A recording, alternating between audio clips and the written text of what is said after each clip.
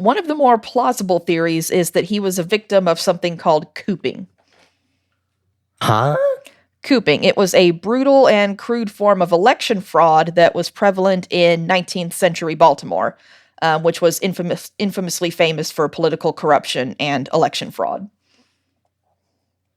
That doesn't make fucking Oh, sense. here, we'll get into it. So, cooping was used by political gangs to rig local city elections.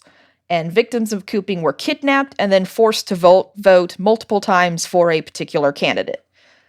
Victims were kidnapped, then cooped up in small, dirty rooms, hence the name cooping, or other hidden locations where they were beaten, drugged, or intoxicated to prevent resistance. And the kidnappers would frequently change their victims' appearance by swapping out their clothes or disguising them with wigs, fake beards, etc., to allow them to go multiple times and vote under different identities. Well, why would they do that to him? They just happened to find him. And so, like I said, all this could account for his unknown whereabouts for several days, because the people who engaged in cooping would sometimes keep victims for several days, and the state of his clothing. Remember, it was dirty and it didn't fit him very well. Yeah. So it might have been clothes they just threw on him, as part of one of their cooping schemes.